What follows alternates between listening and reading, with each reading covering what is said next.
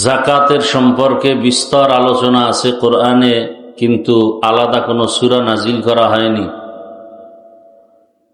রোজার ব্যাপারেও তাই, কিন্তু হজের ব্যাপারে সূরা আছে না নাই?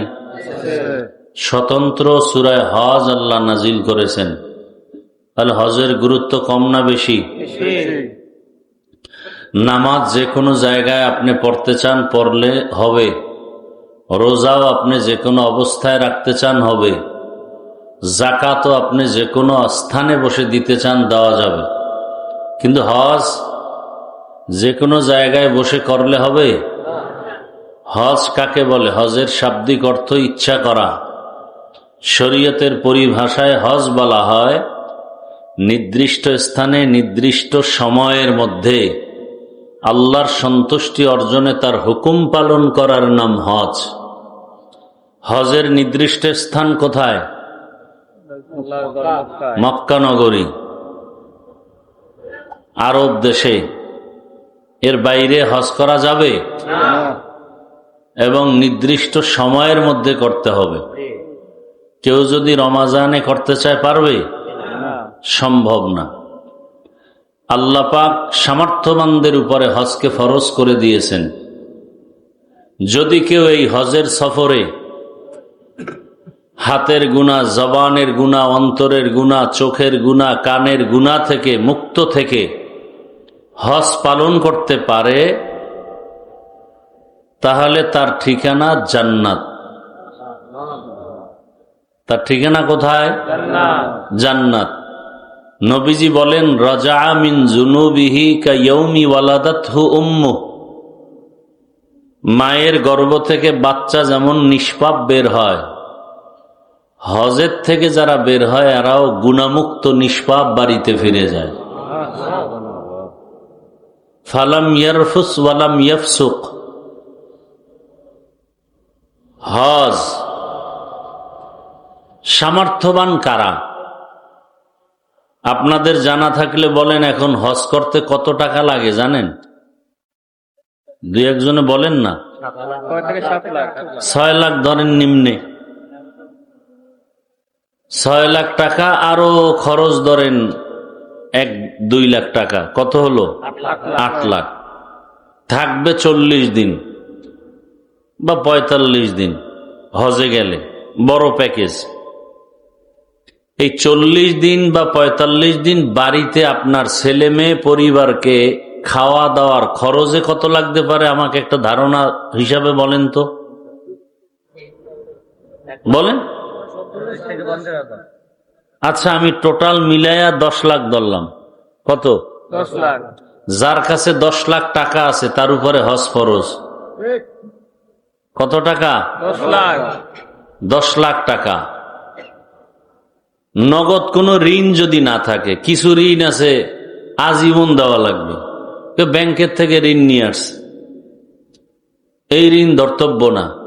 নগদ ঋণ যদি থাকে যে আমার 1 মাসের মধ্যে 10 লাখ টাকা ঋণ আমার দিতে হবে, সেটা ভিন্ন কথা।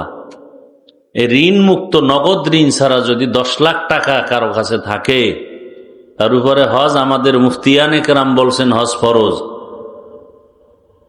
এখন ধরে নেন আপনার কাছে নগদ টাকা আছে বা না আছে আপনার হিসাব। আপনার স্ত্রীকে আপনি স্বর্ণের রূপার মালিক বানায় দিছেন। এখন তার স্বর্ণ রূপা মিলে যদি 10 লাখ হয়ে যায়, কথা বুঝেননি? আবার তার তো 10 লাখ লাগবেও না, তার তো আর সংসারে কোনো খরচ নাই। হিসাব করে আপনার স্ত্রীর উপরে হজ ফরজ। যতদিন পর্যন্ত হজ না করবে ততদিন পর্যন্ত সে বরকত থেকে বঞ্চিত। এই কি হেদায়েত হয়ে গেছে? হ্যাঁ,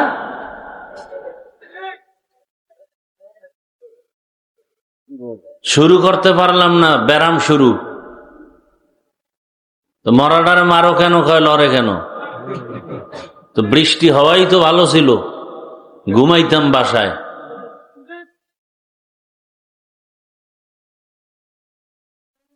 মানুষ আল্লাহর ভয় অন্তরে নাই, যে আজকে রাত্রে আমি বাঁচবো কিনা তারও কোনো গ্যারান্টি নাই।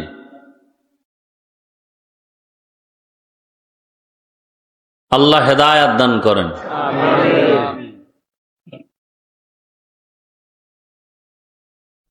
কেউ যদি হজ ফরজ হইছে না করে মরে যায়, অবহেলা, কিছু অজুহাত পেশ করে, নিজেদের বানানো অজুহাত, এটা শরীয়তের অজুহাত না, ওজোর না। কি অজুহাত? মা বাবারে হজ না করাইয়া আমি কেমনে করি, এটা ফাও পেচাল, এটা কোনো শরীয়ী ওজোর না। আপনার উপরে ফরজ, আপনার হক আদায় করতে হবে। আবার কি অজুহাত? বিয়া শাদী না কইরা কেমনে করি, কত আকাম সাকাম মাঝখানে আছে না, কেমনে হজ করি, মানে হজ করলে বুজুর্গ হয়ে যাবে আর গুনাহ করবে না। এইবার করছে বিয়া, নতুন বউ, এত তাড়াতাড়ি হজে যাই কেমনে, হইছে সন্তান, অজুহাত দাঁড় করায় দিস, কি ছোট বাচ্চা রেখে কেমনে হজে যাই। এইভাবে নিজে নিজে ওজোর বানাইয়া অবহেলা করে যারা হজ না করে, আল্লাহ না করুন, মরে যায়, নবী কি বলেন? ও ইহুদি হয়ে মরে যাক না খ্রিস্টান হয়ে মরে যাক, আমি মুহাম্মাদের জিম্মাদার না। কত বড় অভিশপ্ত কথা। এবার হিসাব করেন, একজনে 5 তলা বিল্ডিং এর মালিক, কুমিল্লা নাই, তার সংসার চলতে এই 1 তলা 2 তলার ভাড়ায় হয়ে যায়, বাকি যে ফ্ল্যাট আছে এগুলোর ভাড়া দিয়ে খরচ দিয়ে হজ করতে পারে। অনেকে ফরজ হয়ে আছে, করে না। অনেকে এটা নিজে বুঝেই না যে আমার উপর হজটা ফরজ। অনেক মায়ের নামে স্বর্ণ অলংকার আছে, ফ্ল্যাট লেখা দিছে স্বামী বেচারা আবেগে, পরে না, না খাইয়া কষ্ট পায়। বহু স্বামী আছে আবেগে, বহু বাবা আছে আবেগে সন্তানের ফ্ল্যাট লিখে দেয়, আছে না নাই? এরাই শেষ সময় সন্তানের ধিক্কার শুনে না খেয়ে কষ্ট করে ধুকে ধুকে মরে যায়। এলো অতি চালাকের গলায় দড়ি। যারা মরার আগেই সন্তানের নামে জমিন ফ্ল্যাট লিখে দেয়, এরা অতি চালাক। সরকারি আইন আর ইসলামী আইনেও বাবা মারা গেলে সম্পদ কারা পাবে? সন্তানরা পাবে না। তা আগে দেওয়ার মানে কি? ডাল মে কুছ কালা হ্যায়, উদ্দেশ্য ভালো না। উদ্দেশ্য কি না? ভালো না। এই মরার আগেই অশান্তি।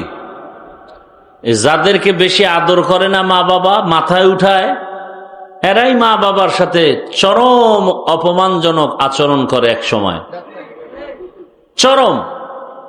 কারণ ইসলাম যতটুকু দেশে এর থেকে বেশি করা উচিত না। বউকে মহব্বত করার মানে কি? মা কয়া ডাকবে? হ্যাঁ, এটা হলো অতি চালাকি। প্রত্যেকটা জিনিসের একটা সীমাবদ্ধতা আছে। কি এখানে সমস্যা? ডিস্টার্ব করেন না। প্রত্যেকটা জিনিসের একটা সীমাবদ্ধতা আছে। তো হজের মাস আর কিছুদিন পরে, যারা আমরা হজে যেতে পারবো না, হাজিদের জন্য কাজ হইল 5 দিন। জিলহজ মাস শুরু হবে 19 বা 20 তারিখ এই মাসের। এহরাম যখন পরে ফেলবে, সাদা কাপুন পরে নিয়ত করে ফেলবে, তখন হাতের নখ কাটা যাবে না, চুল কাটা যাবে না।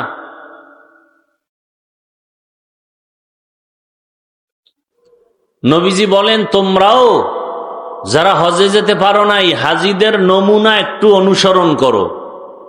কোরবানি দেওয়া পর্যন্ত নখ চুল কাটিও না। অন্তত বাইতুল্লাহ না গেলেও এর বরকত আল্লাহ কিছু দিবেন। আর ইব্রাহিম নবীর আওয়াজ, হজের এলানে যারা লাব্বাইক বলছে, এরা বাইতুল্লাহ হজ না করে কবরে যাবে না। হজের মূল বিষয়টা তিনজন ব্যক্তিকে নিয়েই স্মৃতিচারণ, ইব্রাহিম আলাইহিস সালাম, ইসমাইল আলাইহিস সালাম, ইসমাইল নবীর মা হাজেরা আলাইহাস সালামকে নিয়ে। এই যে হজে গিয়া মূল কাজ কি? এহরাম পরা, এটা হলো ফরজ। কাপড় পরা ফরজ না, নিয়ত করতে হবে, লাব্বাইকের তালবিয়া পড়তে হবে, আরাফার ময়দানে অবস্থান করা, এরপরে বাইতুল্লাহ তাওয়াফ করা, এরপরে মিনায় অবস্থান করা। এটি হলো ফরজ না ওয়াজিব। কোরবানি করা ওয়াজিব, মাথা মুন্ডানো, সফা মারওয়ায় সাই করা। তো মিনায় কোরবানি দেওয়া ইব্রাহিম ইসমাইলের স্মৃতি, সফা মারওয়ায় দৌড়ানো স্মৃতিকে আম্মাজান হাজেরা আলাইহিস সালামের স্মৃতি।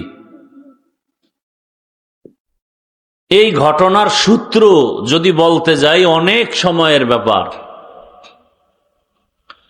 আদম আলা নবিয়িনা ওয়া আলাইহিস সালাতু ওয়াস সালাম, তিনি হলেন মানব জাতির প্রথম আদি পিতা।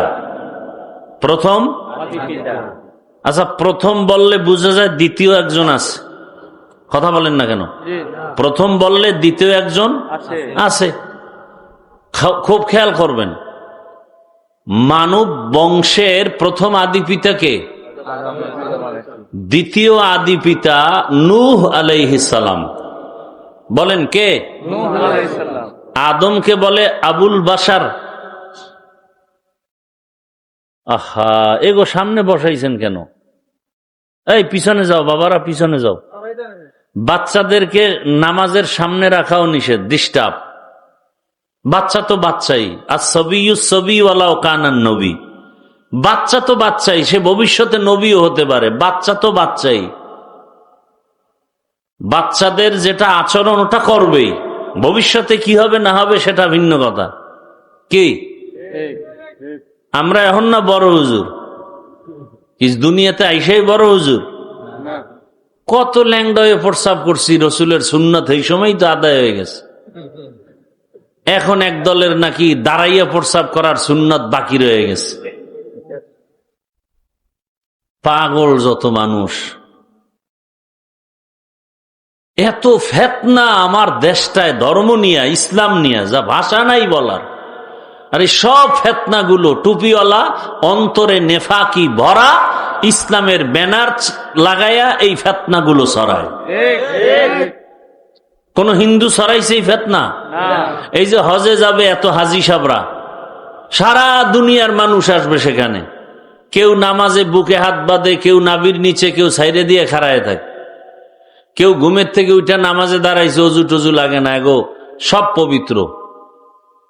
কেউ আবার সেজদায় যাওয়ার আগে পকেট থেকে একটা টুকরা বাইর করে কপালের নিচে দেয়, জমিনটা ইবলিস নাপাক করে ফেলছে সেজদা দিয়া, এই জন্য ওরা জমিনে দেয় না।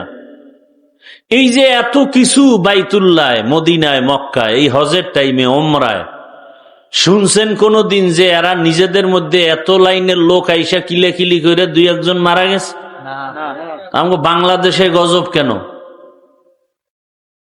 কে বুকে হাত বানলো, কে নাবিতে বানলো, এ নিয়ে দ্বন্দ্ব আছে না নাই?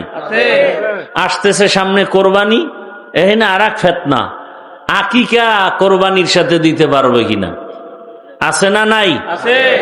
এরপরে আর এক ফেতনা, চামড়া করবেন কি? নিজের চামড়ার লগে বাইন্ধে দিবেন? যারা কোরবানি দিবেন সব চামড়া ফ্রি, কওমি মাদ্রাসায় দিবেন। টাকার বিনিময়ে না, ফ্রি। বাংলাদেশের জন্য তো আছেই, গোটা পৃথিবীতে কওমি মাদ্রাসাই হলো মানুষের কল্যাণমুখী এক সংস্থা, সেবা সংস্থা, সেবা সংগঠন, মানুষের সেবা করে। যত সংগঠন আছে কওমি মাদ্রাসার থেকে একটাও শ্রেষ্ঠ নাই। হাজার না লাখ লাখ প্রতিবন্ধী সন্তানদের বিনা টাকায় পড়ায়, সরকারের 1 টাকা সেখানে বরাদ্দ নাই, জনগণের সম্পদে চলে, টাকায় চলে। হুজুরেরা বেতন নেয় 5,000 6,000। এরপরে ছাত্রদেরকে এমন ভাবে গড়ে উঠায়, এরা ব্যবসা বাণিজ্য করে, অন্য জায়গায় মাদ্রাসা করে, গরিব অসহায়দেরকে সহায়ের ব্যবস্থা করে, এতিম ছাত্রদের জামা কাপড়ের ব্যবস্থা করে। তো সেবা সংগঠন সংস্থা বাংলাদেশে যাদের আছে এরা তো এই কামই করে। কথা বলেন না কেন? এ গরিবদের সহযোগিতা করে, ত্রাণ দেয়। কওমি মাদ্রাসার অধিকাংশ সন্তানরা গরিব, এতিম, অসহায়। তাহলে জাকাতের টাকা, ফেতরার টাকা এরা খাবে না? গরিবরা খাবে না, না ধনীরা? গরিবরা। অতএব চামড়া, কোরবানির চামড়া ফ্রি কওমি মাদ্রাসায় দিবেন, এটা অন্যান্য জায়গায় দেওয়ার থেকে শ্রেষ্ঠ এবং উত্তম। আসতে বললেন কেন? এই কথা যে মানবে না তার অন্তর ভালো না, তার অন্তর ভালো না। এ কথার বিপরীত যারা কথা বলবে তাদের অন্তর ভালো না। আল্লাহ হেদায়াত দান করুন। নাকি চামড়া আপনি খাবেন? খবরদার, দিবেন তো। এই চামড়া নিয়ে এক সিন্ডিকেট চলতেছে আমাদের দেশে, বড় কঠিন, মূল্য নাই। অনেক মাদ্রাসাওয়ালারা সিদ্ধান্ত নিছেন এই চামড়া উঠাবেন না। আসলে কওমি মাদ্রাসার মূল জনগণের সাথে একটা সম্পৃক্ততা। এই মাদ্রাসাগুলো চলি জনসমর্থন, জনসহযোগিতায়। চামড়া বড় কথা না, মানুষের সাথে একটা সম্পর্ক, মহব্বত বড় কথা। অতএব 1 লাখ, 1.5 লাখ, 80,000, 50, 55, 45, 35, 30,000 টাকা, 20,000 টাকা এক ভাগে কোরবানি দেন। আরো যদি 500 টাকা লাগে দিবেন না? কি ভাগে 500 টাকা লাগলে দিবেন না? দিতেন। তা চামড়ার 200-100 টাকা নেওয়ার জন্য এত অন্তরে আবেগ কেন?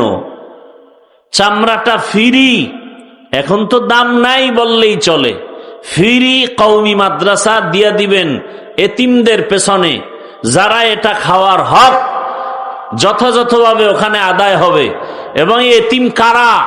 এরা একটা হাতের দিয়া গুনাহ করে না, চোখ দিয়া গুনাহ করে না, পা দিয়া গুনাহ করে না, জবানে গালি দেয় না, চোখ দিয়ে বেগানা দেখে না, 24 ঘন্টা কোরআন তেলাওয়াত করে, রসুলের হাদিস পড়ে। তাহলে কওমি মাদ্রাসায় দিলে ফায়দা 2টা। এক ফায়দা হলো গরিব এতিমের সহযোগিতা হলো, আর একটা হলো কোরআন হাদিস শিখার সহযোগিতা হলো, এলমে দিন শিখানোর সহযোগিতা হলো। 2 লাভ। এটা যারা বুঝে না সেটা ভিন্ন, যারা বুঝিয়াও বুঝে না এদের অন্তর ভালো না। আল্লাহ হেদায়াত দান করুন। কি নিয়াত করা যায় যারা কোরবানি দিবেন? ইনশাআল্লাহ। কি আবার কি আন্দোলন আসেনি মাঝখানে? হ্যাঁ, আল্লাহ সবাইকে বুঝার তৌফিক দান করেন। তো আদম আলাইহিস সালাম মানব জাতির প্রথম পিতা, আর দ্বিতীয় পিতার নাম কি বললাম? নূহ আলাইহিস সালাম, আবুল বাশারে সানি। এর ঘটনা আপনারা অনেকেই জানেন। আদম নবী দুনিয়ার থেকে বিদায়ের 1200 বছর পর, কত বছর? 1200 বছর পরে এই জমিনের অবস্থা এমন ছিল যে মূর্তি পূজায় ভরা, সব ভরা। ভাস্কর্য বানায় শয়তান মানুষকে মূর্তি পূজায় লিপ্ত করায় দিল। একটা মানুষও জমিনে ছিল না যে মূর্তি পূজা করে নাই। আল্লাহর সাথে শিরিক করার মধ্যে যতটা মারাত্মক শিরিক আছে, মূর্তি পূজা হলো সব থেকে নিকৃষ্টতম শিরিক। আমাদের মুসলমান যদিও মূর্তির সামনে এরকম হাত জোর করে বলে না লক্ষ্মী কিছু দাও, কিন্তু ঘরের আলমিরা সুকেশ বাঘ ভাল্লুক বানর দিয়া বোঝাই করে রাখছে বছর। এই মেহনতে মাত্র মূর্তি পূজা ছেড়ে আল্লাহর ইবাদতে আসছে 40 জন। কয়জন? 40 জন। কয়শো বছরে কয়জন আইলো? 950 বছর। মাত্র 40 জন। আল্লাহ জানায় দিলেন, নূহ বহু মেহনত করেছো, আরো যদি করো আর একটা লোকও শিরিক মূর্তি পূজা থেকে ফিরবে না। নূহ নবী বলেন, হে আল্লাহ, যদি নাই ফিরে তাহলে এদেরকে ধ্বংস করে দাও, জানো আর মুশরিক তৈরি না হয়, জন্ম না হয়। নূহ আলাইহিস সালাম বললেন, قال نوح رب لا تذر على الأرض من الكافرين ديارا إنك إن تذرهم يضلوا عبادك ولا يلدوا إلا فاجرا كفارا। দোয়া কবুল হয়ে গেছে। দোয়া কি হয়ে গেছে? কবুল হয়ে গেছে। আল্লাহ বললেন, হে পয়গম্বর নূহ, নূহ নবীর নাম কি জানেননি? কথা কন না কেন? নূহ নবীর নাম আব্দুল গফফার। নূহ নবীর নাম কি? আব্দুল গফফার। নূহ শব্দটা আসছে কান্না থেকে, ক্রন্দনকারী। ইয়া নূহ, নূহ নবী এত কাঁদতেন আল্লাহর কাছে, আল্লাহ কান্নাওয়ালা শব্দ দিয়া ভালোবেসে ডাকছেন, ইয়া নূহ। আর আমাদের মধ্যে কান্না নাই, তাই এমনি তো নাচনেওয়ালা বুড়ি আরো যদি পায়। কান্না নাই, এর মধ্যে একদল কয় বেশি কাদা লাগে না। অথচ আল্লাহ বলেন বেশি কাঁদো, কম হাসো। আল্লাহ রসুল বলেন জাহান্নামের ভয়, লা ইয়ালিজুন নারা রাজুলুন বাকা মিন খাশিয়াতিল্লাহ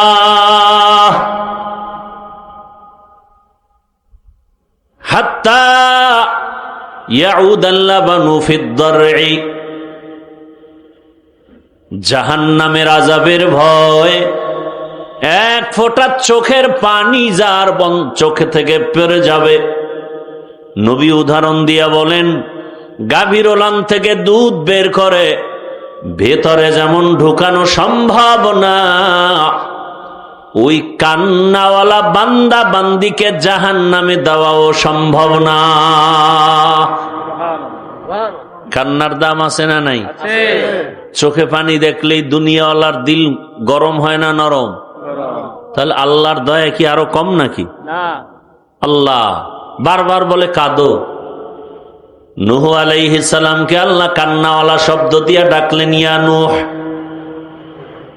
তোমার দোয়া কবুল হয়ে গেল, আমি গজব দিয়া দুনিয়ার সব মানুষ ধ্বংস করে দিব, তবে তুমি যাদেরকে ঈমানওয়ালা বানিয়েছো, যেই 40 জন 950 বছরের দাওয়াতে কালেমাওয়ালা হলো, এদেরও কি মেরে ফেলবো? কয় না, এদের হেফাজতের জন্য আল্লাহ বলেন বড় আকারে সুন্দর করে একটা কিস্তি বানাও। কি বানাও? কিস্তি। আপনাদের কষ্ট লাগতেছে? খারাপ লাগতেছে? ঘুম আসতেছে? এই এতক্ষণ টাইম বাসায় থাকলে মোবাইলে গুনাহ করতেন, আর কি করতেন? এখন গুনাহ করতে কি সিনেমা হলে যাওয়া লাগে? আলাদা টেলিভিশন লাগে? আরে পৃথিবীর শ্রেষ্ঠ গুনার ফ্যাক্টরি কি? মোবাইল। কি এর মদের নেশা, বিড়ির নেশা, গাঞ্জার নেশা, সব থেকে বড় নেশা মোবাইলের নেশা। এ বিষয়ে কোনো ওয়াজ নাই। সরকার টাকা দিয়া র্যাব, আর্মি, পুলিশ, বিডিআর লাগাইয়া দিছে, মদের নেশাকে বন্ধ করো। হ্যাঁ, নেশা বন্ধ করো, নেশা। মোবাইল নেশা বন্ধ করার কোনো পদক্ষেপ নাই। আমরা টুকটাক বয়ান করি, এত অনেকের কলিজা জ্বলে, অথচ এই মোবাইল আমার দেশ ও জাতির যে পরিমাণ ক্ষতি করলো, মদে পরিমাণ ক্ষতি করে নাই। এই মোবাইল যা ক্ষতি করলো, তাজা তাজা প্রাণ চলে গেল, তাজা প্রাণ চলে গেল এই মোবাইল। কেড়ে নিল, লেখাপড়া শেষ। আমাকে ওয়াজ মাহফিলে লেখাপড়ার ক্ষতি হয়? হ্যাঁ, না। বরং এখানে বয়ান শুনে কান্না করলে পরীক্ষা আরো ভালো হবে। এই কপাল পরারা বুঝে না, ক্রিকেট খেলা বন্ধ করে না কেন? পরীক্ষার ছেলেদের যেন ক্ষতি না হয়, এই 1 মাসের জন্য পরীক্ষা যতদিন চলবে ততদিন সব চ্যানেল বন্ধ, টিভি বন্ধ, পত্রিকা বন্ধ। কারণ ছেলে মেয়েরা টেলিভিশন দেখে, মোবাইল বন্ধ। এটা না কামের কাম, আকাম করতে আয়, ওয়াজ বন্ধ করো, মাইকের সাউন্ড কমাও। বিয়ার অনুষ্ঠানে যে গান বাজে এটা কমায় না কেন? কি 5 তলা বিল্ডিং পর্যন্ত মনে হয় ভূমিকম্প শুরু হয়ে গেছে। আর কোরআনের বাগানে এসে কান্না করে দোয়া করলে আল্লাহ জেহেন খুলে দিবে, পরীক্ষারও সহজ হবে। এখানে বেশি আসা দরকার।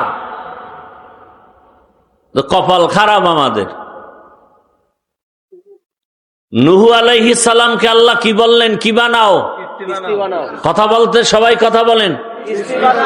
কিস্তি মানে কি? দেখছেন নি কারবার? এ সব আওয়ামী লীগ, সব। কারণ আওয়ামী লীগের নৌকার জিকির করতে করতে এখন নূহ নবীর দ্বারাও নৌকা বানাইছে। স্যার, নূহ নবীরে আল্লাহ কি বললেন? এমন একটা কিস্তি বানাবা যেই কিস্তির মধ্যে তোমার 40 জন মুমিন, তোমার সন্তান এবং পশু পাখির 1 জোড়া করে, 2টা হাতি, 1 জোড়া গরু, 1 জোড়া ছাগল, 1 জোড়া ভেড়া, 1 জোড়া উট, এইভাবে যত পশু পাখি আছে 1 জোড়া করে। আচ্ছা, দুনিয়াতে এমন কোন নৌকা আসেনি যে 1 জোড়া হাতি উঠাবেন, 1 জোড়া উট, 1 জোড়া গরু আর 40 জন মানুষ উঠবে আর এটা চিতয়ে থাকবে? মেয়া 20 জন মানুষ উঠলি লারা সারা কয়ে থাম থাম পড়বে পড়বে, এর মধ্যে 2 জন পড়ে গেছে। তা আসলে কি এটা নৌকা ছিল? নূহ নবীর এটা নৌকা না জাহাজ? তাহলে আমাদের এই নৌকা বলাটাও ভুল। আওয়ামী লীগের নৌকা কোন, এটা আমার জন্য কোনো দুঃখ নাই। আমনের কবরে আমনে যাইবেন, আমনে বাড়ি ছেড়ে জঙ্গলে পালাইবেন, এটা আপনার বিষয়। কিন্তু নূহ নবীর নৌকা আসলে কি কিস্তি, কি নৌকা না জাহাজ? জাহাজ। একতলা জাহাজ না, কয়েকতলা বিশিষ্ট জাহাজ। এক এক তলায় এক এক প্রাণী রাখছেন। এই বিষয়ে ভিন্ন বর্ণনা আছে, ওদিকে আমি যাব না। এবার সব উঠল, উঠার পরে আল্লাহ পাক পানি বন্যা দিলেন। একাধারে 40 দিন বৃষ্টি। কয়দিন? 40 দিন। সব শেষ। নূহ নবীর এক সন্তান কেনান বলল, আমি পাহাড়ের উপরে উঠে যাব। পাহাড়ের উপরে পানি, মরে গেল।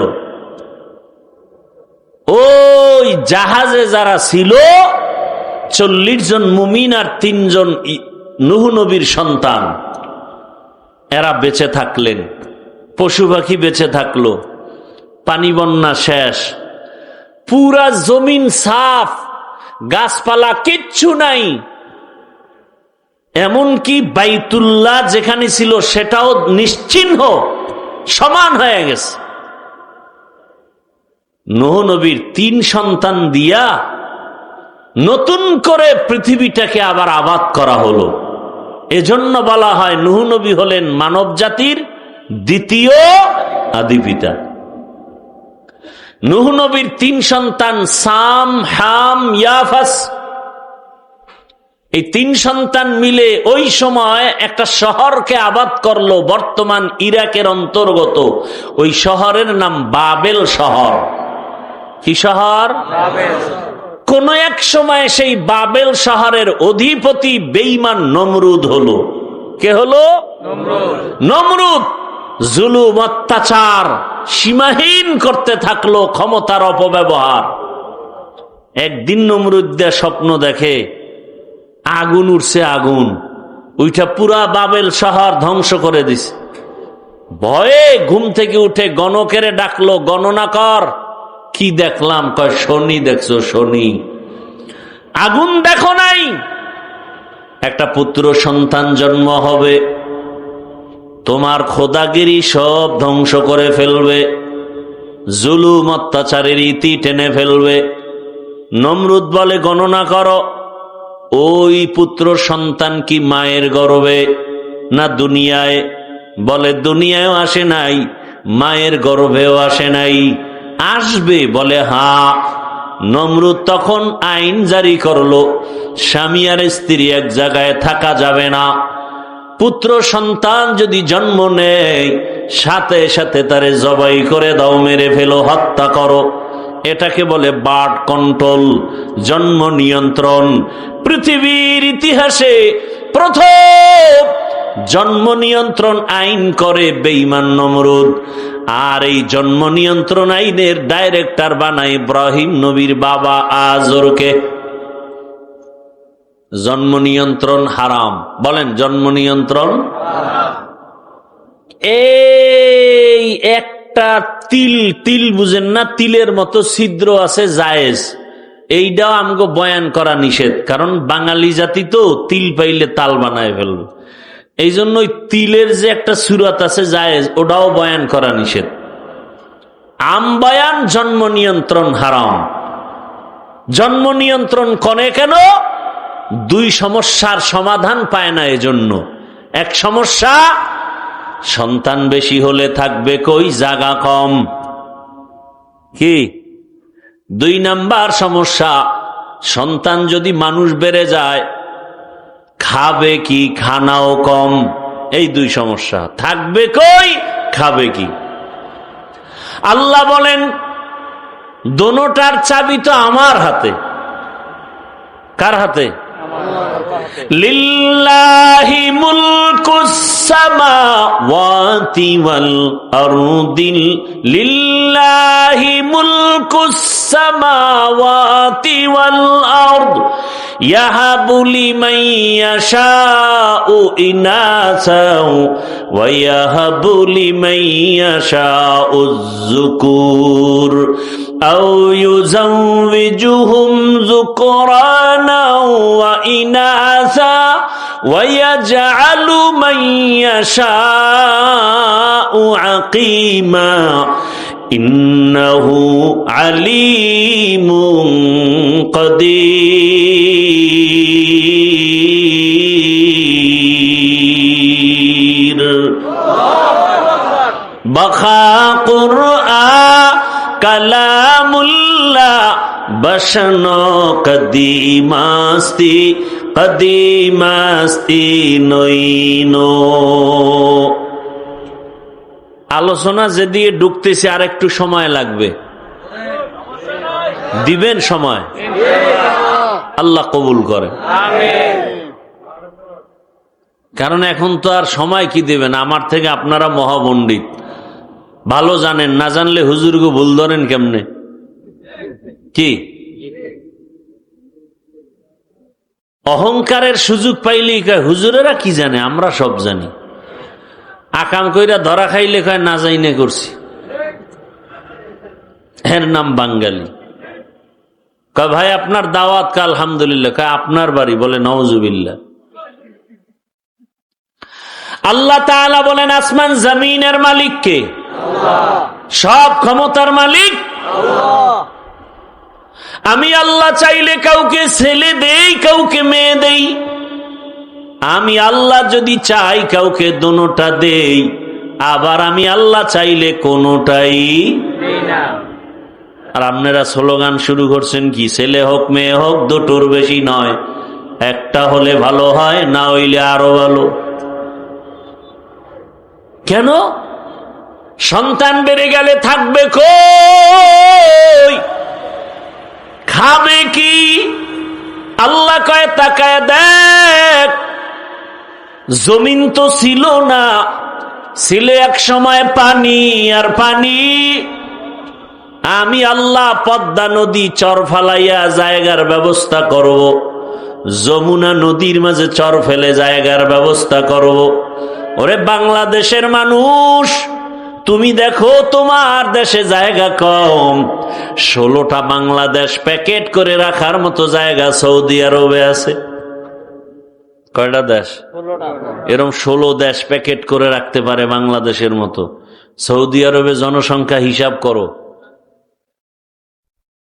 আজকে সারা বিশ্বে আমাদের দেশের লোক আছে না, মধ্যপ্রাচ্যে বাঙালি অভাব নেই, কাজ করতেছে, আল্লাহ চালাইতেছে, আল্লাহ এভাবে বন্টন করে দিছেন, এভাবেই চলবে। আল্লাহর ক্ষমতা তুমি নিজের মধ্যে নিয়ে ফাও চালাকি কেন করো? তাহলে জায়গা এখনো ঘুরেন না, বাংলাদেশ ঘুরেন না, কত জায়গা বাকি, কত বিশাল বিশাল চর পড়ে আছে। থাকার ব্যবস্থা কে করবেন? এবার হলো খাবে কি? মুরব্বীরা আমাকে একটু সহযোগিতা করবেন। 1 কাঠা জমিন ধরেন 1% জমিনে 50 বছর আগে যেই পরিমাণ ধান হইতো, এখন কি কম না বেশি? কে বাড়াইছে? সরকার না আপনার দাদায়? কে বাড়াইছেন? আগে 10টা পেয়ারা খাইলো জিব্বে টের পাওয়া যাইতো না, আর এখন এত বড় বড় পেয়ারা, 1 পেয়ারা একজনে খাওয়া, একটা বেদানা, একটা আপেল, কত বড় বড়। রিজিক কে বাড়াইলেন? না খায় মরছে কেউ, খাইয়া মরতেছে। এত খাওয়া খায়, পেট ফুইলা জাগাত। আমগো দেশে একদিনে কাঁঠাল খাইছে, জনমের খাওয়া খাইয়া 1 ঘুম দিছে, সকালে পেট ফুইলা জাগাত শেষ। বাঙালি তো খাওন পাইলে আর কোনো কথা নাই। কি ডাক্তার মিষ্টি খাইতে নিষেধ করছে, সবে বরাতের মিষ্টি খাইতে গেছে মসজিদে, তাও আবার কোলেরটাও নিয়ে গেছে। 1 প্যাকেট ডান হাত দিয়া লইয়া আবার ভিতরে দিয়া বাম হাত ঢুকাই দিছে আর 1 প্যাকেটের জন্য। কি আছে না নাই? তো বাম হাত দিয়া যখন নিতেছে, পিছন দিয়ে একজনে দেখে আমি 1 প্যাকেটই পাই না, 2টা লয়ে টানে কেন? ও ডান বগলের ডালয়ে টান দিছে, টান দিছে পর 2 জনের সাথে লাগছে ঝগড়া, কিলাকিলি, ধুম কিলাকিলি, জেলাফি ফইরা ভর্তা পায়ের তলে, কিলাকিলি করতে করতে, ধাক্কা ধাক্কি করতে করতে 1.5 ঘন্টা দেখে মসজিদে কেউ নেই, ওরা 2 জন ছাড়া। এইবার কার কত ক্লান্ত হয়ে গেছে, জেলাফি পাইলাম না, কার মসজিদে আসবো না। খাওয়ার জন্য এত পাগল, এই যত মামলা হামলা, যত কিছু ঝগড়া ফাসাদ, এই খাওন আর খাওন। খাইতে পারে 250 গ্রাম, 1.5 কেজি লয়ে টানাটানি, বাইরে মাইরে ফেলাইস নিজে বেশি খাওয়ার জন্য। বাবাকে পর্যন্ত হত্যা করে, নিজে সম্পদের মালিক হবে। বিনিময়ে কি হলো? শেষ পর্যন্ত জেলখানার আসামি, জায়গার জায়গায় জায়গা পড়ে রইল, না বাবায় পাইল, না ভাই পাইল, না নিজে পাইল। শেষ ফল বিচারক ফাঁসির হুকুম দিয়ে দিল। এই তো একটা মাইয়া পাওয়ার জন্য যুবক পেছনে লাগছে, তো এর পেছনে আর এক যুবক একে মেরে ফেলছে। মেরে ফেলার পরে এবার মাইয়াও জেলখানায়, ছেলেও কি জেলখানায়। পরিণাম ফলে হইছে ফাঁসি। কি হইল? এখন কি দুনিয়া ওই আছে নাকি যে তুমি আকাম কইরা পার পাবা? সেই দুনিয়া আর নাই। এখন মানুষ, মুরব্বীরা বলতো দেওয়ালের কান আছে, এটা এখন বাস্তব হয়ে গেছে। রাতের অন্ধকারে কি করো? 30 বছর আগে অন্যায় করছে, এটা ধরে ফেলাইছে এখন গোয়েন্দা বিভাগের লোকেরা, একটা কুলু দিয়া ধরে ফেলছে। কি কুলু? সিগারেট খাইয়া সিগারেটের পাশা ফালাইয়া গেছে ওই জায়গায়, ওইটা ধইরা আসামি ধরে ফেলাইছে। একটু থুথু নিক্ষেপ করেছে, এখান থেকে টিস্যু, ঘাম মুইসা টিস্যু ফালাইয়া দিছে, পুলিশ এসে ওখান থেকে ধইরা ওই টিস্যুর থেকে বের করছে আসামিকে।